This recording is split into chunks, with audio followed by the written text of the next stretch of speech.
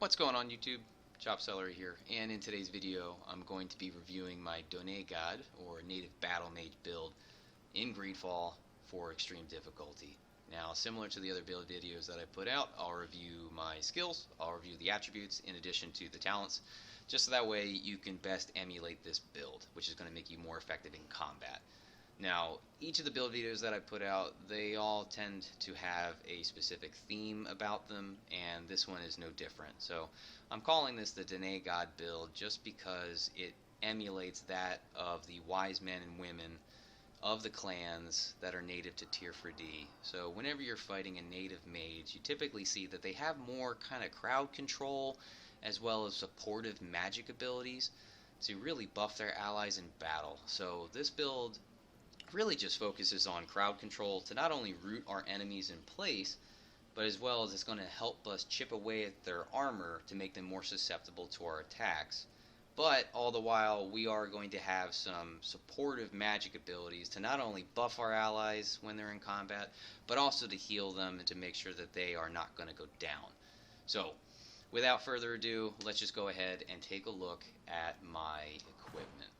Now, as you can see, like I said, this is the Doneigad, a native theme, so I tried to pick out as much native, or the coolest native looking kind of stuff as possible. Now, for my headdress, I picked the mask of the Warthog Spirit. This was really just inspired through one of the quests within the main campaign, that there's a cult you'll end up meeting, or like a kind of a demonic cult. And I believe that their Doneigad, one of the clan leaders, or like the spiritual leader, he wears this. So I just thought that was pretty cool.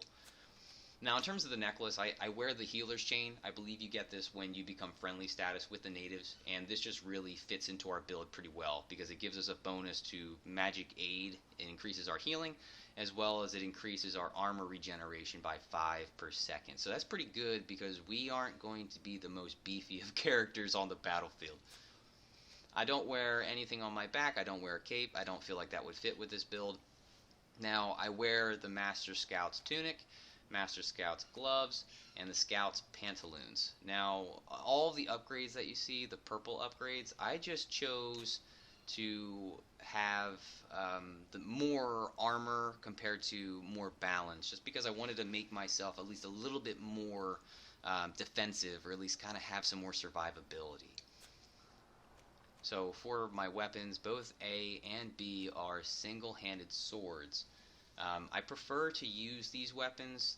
One, they do have a decent amount of damage, but the main point of focus for these weapons is just it only costs you about 25% of your total fury bar for a furious attack when you're wielding this weapon, which to me, I really, really appreciate that because it allows me, especially if I have a full fury bar, it allows me to really pull off 4 fury attacks that do a decent amount of damage.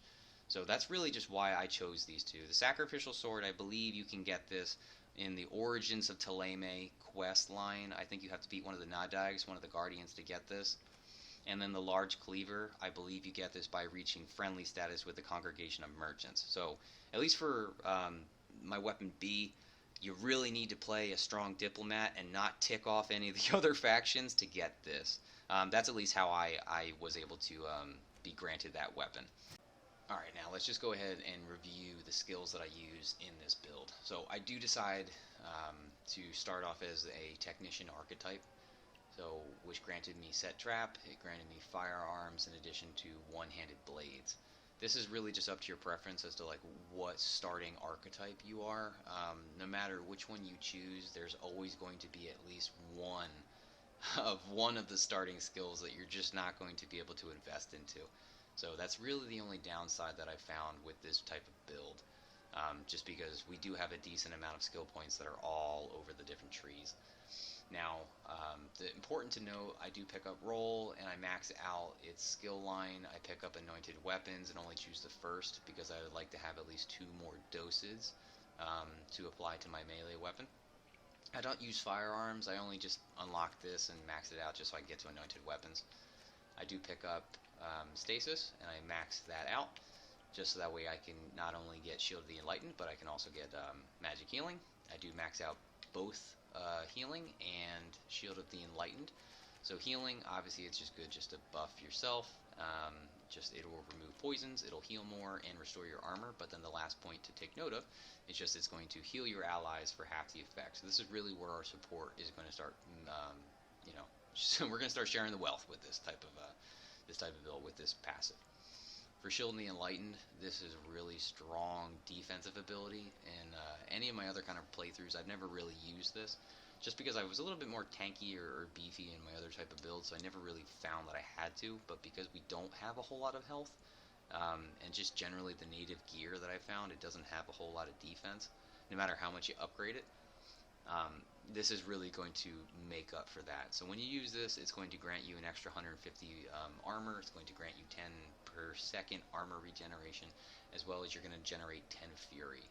So in terms of maxing out this line, the first is going to give you more balance. The second, just you're going to increase your fury generation by 5 for incoming attacks. So that way you can not only maybe use this for a defensive type of move, like Storm, which I'll review shortly, or even be able just to go ahead and use that fury to do a furious attack with our one-handed blade. The third, Holy Bulwark, just gives us more elemental and magic resistance, which is great. And then the last one, same thing with healing, is just going to give half of the effects of this line and of this ability to your allies. So this is really just another one of our supportive type moves. But the most important, I would say, is Storm from the magic tree. So this essentially is just like a stasis AoE move. So good news is, though, for stasis, the two points that are within this line, so you have corrosive emanation, which enemies that are in stasis, it slowly will corrode their armor while they're in stasis, so it's going to make them have less defense when they come out of it. And then the next one, crystallization, enemies that are stuck within a stasis are going to take 50% more damage if they are still in stasis when they are attacked. So both of those passives are added to Storm, which is a large stasis ability. So this is just really what we're going to be using as our bread and butter move for this build. The only upgrade that I chose for Storm is just vulnerability. So their enemies that are caught in this are going to have 25% less magic resistance. Their attack speed is going to be 25% slower, and it's going to last for 15 seconds. So this is just a really strong debuff to put on enemies. And also I believe that when they're caught in Storm, as you can see, it has 15.6 seconds of an effect duration. So they're really going to be caught and stuck in this for a really long time. So those are the skills I decided to go with. In terms of my attributes, I only focus on 2 lines. The first one would be willpower. I chose this just so that way I can have a pretty large mana pool. So when you max this out, you're going to eventually get 500 more magic points, and you're also going to get in total 5 extra seconds added to your magical abilities, such as Stasis, Storm, as well as Shield of the Enlightened. So there's really 3 strong magic abilities that are going to benefit from putting points into willpower. Also to note, I believe the chain that I'm wearing is the healer's chain. I think you need 4 willpower, so this is going to allow you to wear some really good necklaces, and amulets. That are, a lot of them have some really good passives over time. Like more magic over time, as well as healing over time. So, twofold benefit to that. And then the only other line or attribute that I focused on would be agility. I chose this because it's just going to increase our physical damage, so that's really just the only way that we're going to actually pump out damage in this build, is just through our melee attacks. So I've maxed this out, I get 50% more melee damage, and then I'm also going to generate 5% more fury that I can not only use to potentially do an offensive move, like a furious attack, but also I could potentially use that fury that's generated to pull off Storm, which is like that large AoE stasis ability. In terms of the talents, I do max out 2 of them. I max out Science, just because we are going to be crafting our major magic potions. We're going to be crafting the alchemical mixes just for the weapon coating, in addition to the major Fury potions. That way we can generate Fury very quickly to pull off a Storm and do furious attacks with our melee weapon. I chose Charisma, the next one, just because each point just going to increase your allies' effectiveness in battle. I think that's pretty important for this type of build. And then the last one, I just put 1 point into Vigor, just because this will allow me to regenerate health and mana outside of combat, so that way I don't always have to be using a potion, when a combat encounter is done. Alright, so now let's just go ahead and talk about my rotation, as well as we're just going to go ahead and see it in action. So first, let's just verify that I am on extreme, which is good, so I'm not pulling your leg. Now, in terms of my rotation, I always want to make sure that I have a full fury meter before I kind of jump into any large group encounter for combat. Just so that way I can immediately go ahead and use Storm, put them all into stasis, and then I can have a little bit easier of a time picking my shots and really just setting up my next move, so that way I'm not overwhelmed. So I do already have a coating on my weapon. I'll typically always run in with a stasis coating, but the next move that I'll typically do just to prepare would be to either drink a Fury Potion or to put on Shield of the Enlightened. Just that way I have a little bit more defense already running into an encounter. So let's go ahead and do that twice. Just go stacks, which is awesome. And now we will drink the Major Fury Potion. And I really got to get in there quick because it is actively generating Fury and so that's good.